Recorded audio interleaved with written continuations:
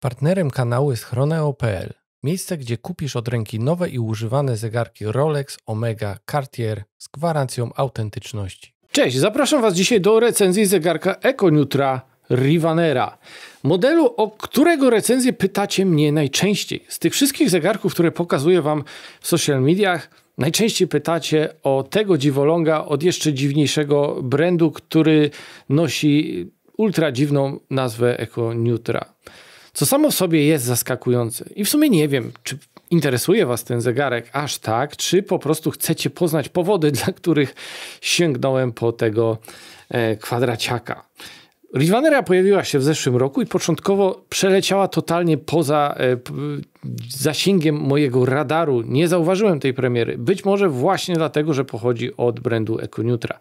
Czyli w moich oczach takiego totalnie generycznego, kolejnego mikrobrandu, który co prawda stara się nadać tym swoim zegarkom jakiś wspólny mianownik estetycznie i trochę im to wychodzi, choć nie jestem przekonany, czy wychodzi na plus, czy na minus, ale Rivanera totalnie nie pasuje do całej reszty portfolio EcoNutra.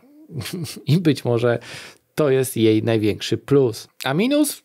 Tych jest kilka, ale myślę, że dla większości największym minusem pozostanie logo na tarczy. Dla mnie w sumie też jest to aspekt, który w tym zegarku wypada najsłabiej.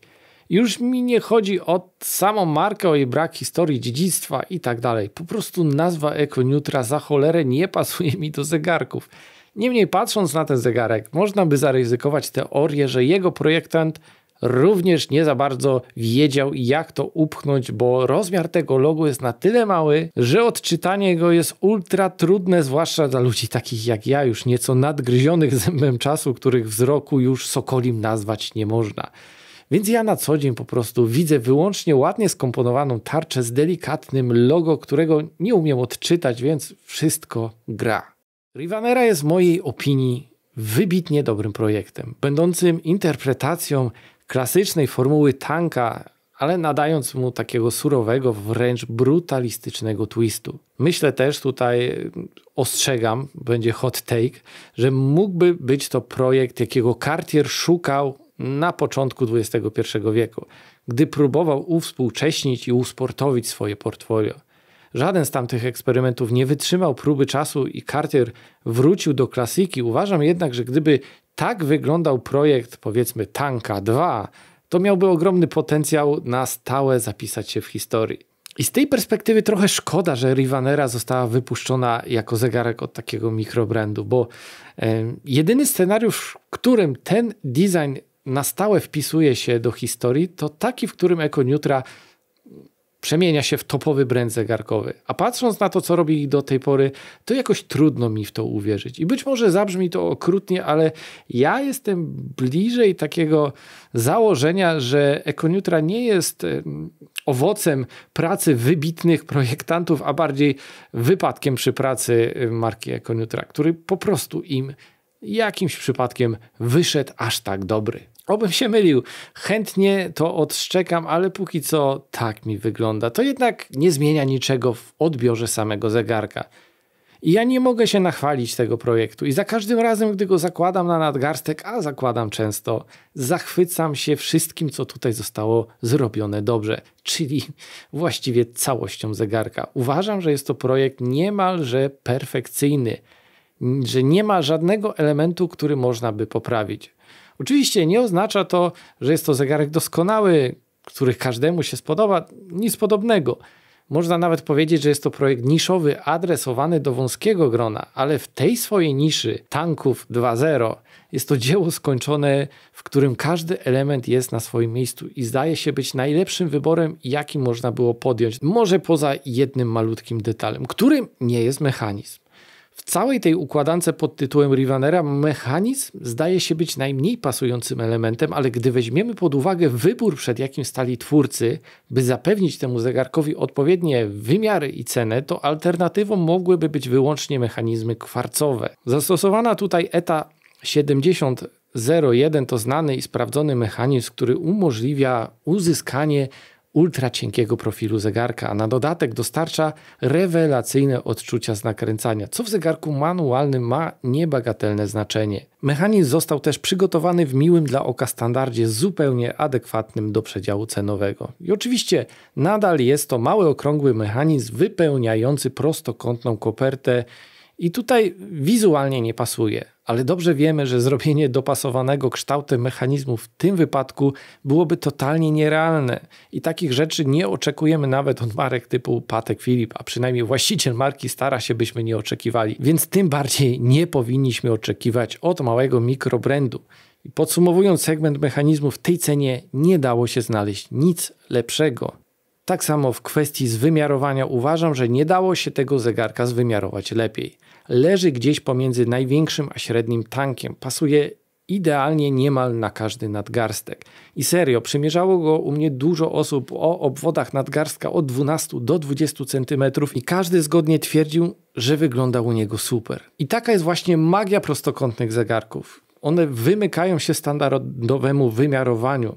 Jeśli sami nie macie jakichś własnych doświadczeń z przymiarek, to może mierzyliście smartbandy, które również nijak porównać do standardowego smartwatcha o jakiejś określonej średnicy. Po prostu leżą inaczej. Te 27 mm szerokości, 34 długości oraz 40 lak to wymiary, które nijak nie oddają tego, jak Rivanera się nosi. Zwłaszcza przy profilu 5,5 mm i pasku szerokim na 20 mm. Więc jeśli Tobie ten zegarek się podoba, to myślę, że bez względu na to, jaki masz nadgarstek, z wymiarem nie będziesz odczuwał żadnego problemu. Pozytywne wrażenia z noszenia tego zegarka są potegowane jego wagą, która jest kompletnie nieodczuwalna. Nie zawsze jest to plusem w zegarku, ale w tym wypadku wydaje mi się idealnym rozwiązaniem. Zegarek został wykonany z tytanu 5. gradacji z bardzo ciekawym wykończeniem, które dość rzadko spotykamy w czasomierzach. Najsłynniejszym przedstawicielem takiego podejścia do obróbki jest Bulgari Octo Finissimo, ale powierzchnia Rivanery wygląda na nieco ciemniejszą i jeszcze bardziej chropowatą. By ją troszkę przełamać, na boku koperty mamy wypolerowaną linię i o ile wizualnie sprawdza się ona znakomicie, tak jakość tego elementu jest trochę dyskusyjna, by nie powiedzieć słaba. I to jest właśnie ten detal, który budzi moje wątpliwości. Myślę, że gdyby zastosowano tutaj precyzyjną, dokładną polerkę, to efekt byłby znacznie lepszy. A tak mamy taki nie wiadomo co, które ciężko zinterpretować. Wygląda jak coś pomiędzy celowym zabiegiem, a nieosiągniętym efektem, jaki był zaplanowany. Ale byśmy tutaj nie zgubili proporcji. To jest pierdoła, w żaden sposób nie przysłaniająca tego, co w zegarku zagrało dobrze. Wracając jeszcze do samej obróbki tego zegarka, bo parę osób pytało mnie, czy się rysuje. No rysuje się. Widać, że ta obróbka może się ścierać. Mnie się udało ją zetrzeć od strony pasków, gdy wymieniałem paski, ale myślę, że będzie to starzeć się dobrze. I jest to ten zegarek z gatunku takich, którym rysy tylko dodadzą charakteru. Mnie przynajmniej się to bardzo podoba. Do omówienia pozostała nam jeszcze tarcza. Ta jest kolejnym elementem, który w moich oczach czyni ten zegarek wybitnym. Zaprojektowana trochę w stylu Art Deco, fajnie kontrastuje z brutalistyczną wręcz kopertą. I te wypolerowane wskazówki i indeksy zapewniają super grę ze światłem i wyraźnie oznaczają się na tle powierzchni matowej tarczy, no i tej matowości całego zegarka. Daje to taki efekt spójności całego designu. Oczywiście żadnej lumy tutaj nie znajdziemy, ale to dobrze. Luma tę spójność by zrujnowała. Co do pasków, to Rivanera przychodzi z dwoma. Ja nie jestem przekonany do żadnego. Na szczęście mamy tutaj 20 mm szerokości między uchami. Jedna jedyna uwaga co do dobierania paska do tego zegarka, który jest takim trochę strap monsterem, bo jeśli chodzi o kolorystykę, fakturę, materiał, to można tu wsadzić niemal każdy pasek i większość wygląda dobrze, ale należy uważać na to, by pasek nie był zbyt gruby. Grubego paska tu po prostu nie wciśniemy, bo otwory na teleskop są tak blisko koperty, że nie da się po prostu zamontować paska, który wokół teleskopu ma zbyt dużo materiału. Dla mnie minusem małym jest to, że pasek zwęża się do 16 mm. W takim zegarku uważam, że lepiej wygląda pasek nieco szerszy. Oczywiście tutaj można sobie taki zastosować, ale nie znajdziemy klamerki do takiego paska. Ta również jest wykonana w takim samym standardzie jak cały zegarek, z taką samą obróbką i nie znajdziemy na rynku wtórnym żadnej klamerki 18 czy 20 mm pasującej estetycznie do tego zegarka, więc ja tutaj posiłkuję się zazwyczaj czarnymi klamerkami. co nie jest idealne. Omówiłem już chyba wszystkie aspekty tego zegarka, więc przejdę do ceny. Rivanera kosztuje 6500 zł. Co jak na zegarek od mikrobrandu jest kwotą dość wysoką, ale ja tutaj zawsze powtarzam, że szukanie w mikrobrandach wyłącznie tańszych alternatyw dla innych zegarków, czy ogólnie stosunku jakości do ceny jest drogą, która może sprawdza się w jakichś scenariuszach, ale w mojej opinii mikrobrandy potrafią dostarczyć najwięcej, gdy spojrzymy trochę szerszą perspektywą, porzucając taki warunek, że Mikrus musi być tani. Rivanera jest tego najlepszym przykładem, bo mimo że nie jest zegarkiem tanim, ale ani też nie dostarcza jakiegoś wybitnie dobrego stosunku jakości do ceny, zwłaszcza na tle innych mikro, jak choćby pokazywanego tutaj Furlana Mari Black Sector, to oferuje jednak ogromnie dużo innych wartości. Jest to zegarek, który mógłby sprawdzić się w wielu kolekcjach, nawet takich, w których mamy pozycję z wysokiego zegarmistrzostwa, czy też nawet wszystkie kultowe zegarki Cartiera, to nadal znajdą się powody, by zakładać Rivanerę. I to jest właśnie jej największa siła. Oferuje wyjątkowy i niepowtarzalny design, będący jednocześnie czymś świeżym i ponadczasowym. Jest to zegarek, na którego patrzę i ja nie mogę uwierzyć, że nikt nie wymyślił go wcześniej. Niby tak oczywisty, no bo co może być zaskakującego czy odkrywczego w koncepcji takiego tanka podanego na zimno, a z drugiej strony jest nadal zaskakujący.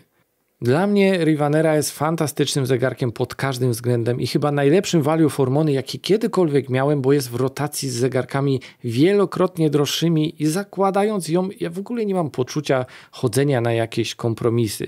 Nie wiem, czy wyrażam się jasno, więc może ujmę to inaczej. Jeszcze nigdy zegarek za taką kwotę nie dał mi aż takiej frajdy z noszenia.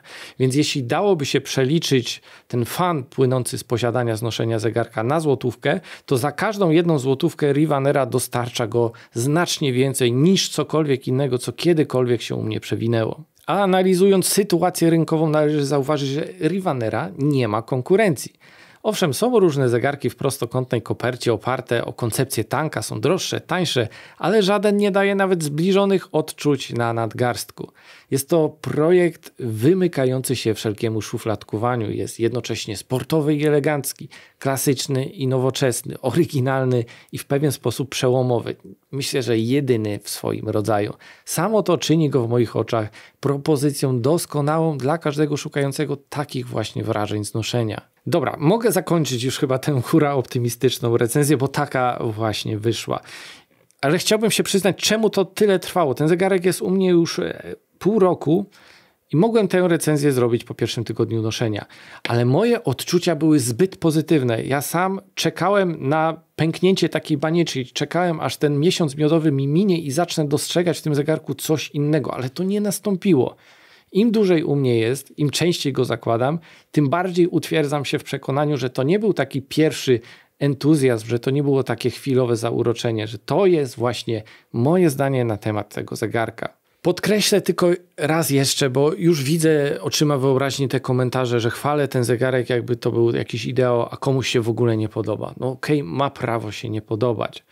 To nie jest zegarek dla każdego. To jest zegarek dla ludzi chcących taki zegarek i dla ludzi chcących taki zegarek w takiej estetyce myślę, że jest to zegarek bliski perfekcji. Ale jeśli ty nie należysz do tych ludzi, którzy potrzebują takiego zegarka, którzy doceniają taki design, to mam nadzieję, że to moje podzielenie się moim spojrzeniem na ten czasomierz pozwoli ci spojrzeć trochę moimi oczami.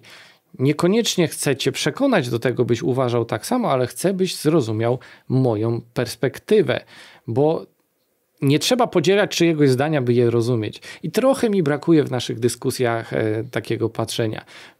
Jest 1000 podejść do zegarków, 1000 perspektyw.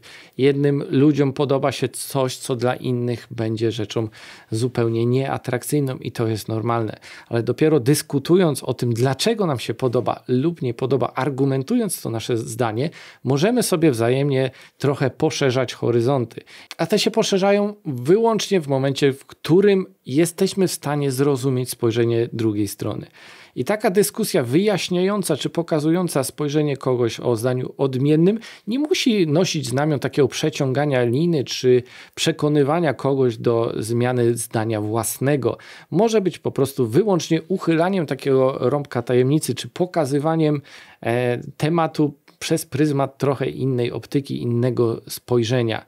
I to zawsze warto robić. Więc mam nadzieję, że nawet jeśli ten zegarek tobie się akurat nie podoba, to moje tutaj zachwyty i argumenty, jakich użyłem, by te zachwyty opisać, pozwolą ci spojrzeć troszeczkę inaczej, choć niekoniecznie muszą ciebie przekonać do zmiany zdania. Dobra, dziękuję wam za obejrzenie. Do zobaczenia następnym razem.